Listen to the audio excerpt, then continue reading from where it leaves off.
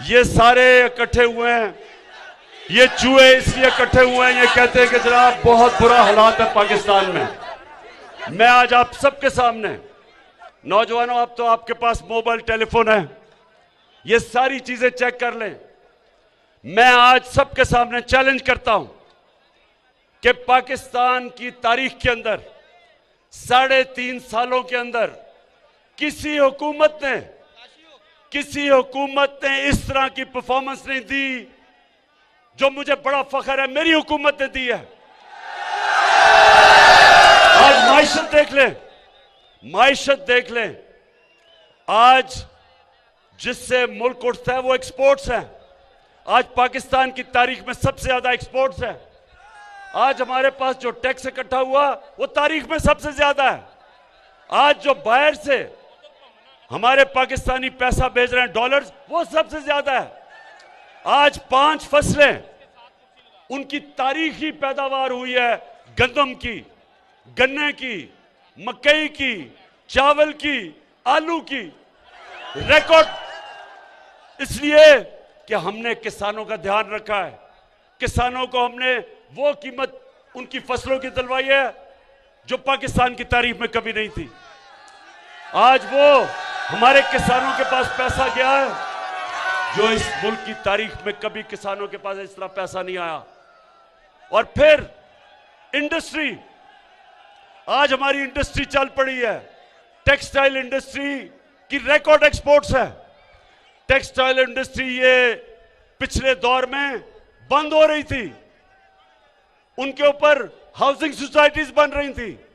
आज मजदूर नहीं मिल रहे टेक्सटाइल के लिए कि माशाल्लाह अल्लाह के करम से इस तरह का पाकिस्तान की इंडस्ट्री आगे बढ़ रही है।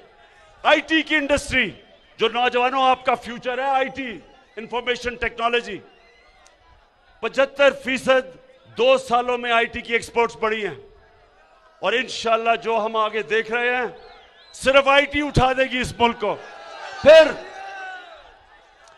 फिर ये मैं आपको बताऊं कि जब एक मुल्क में ईमानदार हुकूमत आती है, और फर्क क्या है, पाकिस्तान के ऊपर रेकोडेक 2000 अरब रुपए का पाकिस्तान पे हर्जाना हुआ था।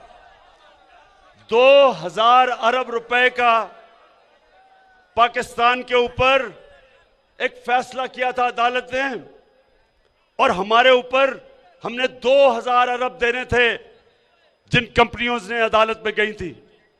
मुझे फख्र है कि 3 साल मुसलसल हमने नेगोशिएट करके हमने वो मसला हल किया। वही कंपनी जो छोड़ के चली गई थी, सोने की और कॉपर की, तांबे की जो माइंस थी, वो वापस आ गई है। 9 अरब डॉलर वो अब पाकिस्तान में इन्वेस्ट करेंगी। बलोचिस्तान की इंशाल्लाह तकदीर बदल जाएगी। पाकिस्तान में डॉलर्स आएंगे, जो ये हमारे रुपए पे जो प्रेशर पड़ता है, इससे डॉलर आएंगे। फिर ये सुने जरा, एनएचए, सड़कें, ये भी नौजवानों आपके पास टेलीफोन हो, मोबाइल फोन हो, ये गूगल करें कि 2013 में जब नून लीग थी तो किस कीमत पे सड़कें बनाई जा रही थी, और 2021 में महंगाई के बावजूद किस कीमत पर सड़कें बनाई। आपको हैरत होगी कि 2013 में जिस कीमत पर सड़कें बनाई गई और 2021 में हमारे दौर में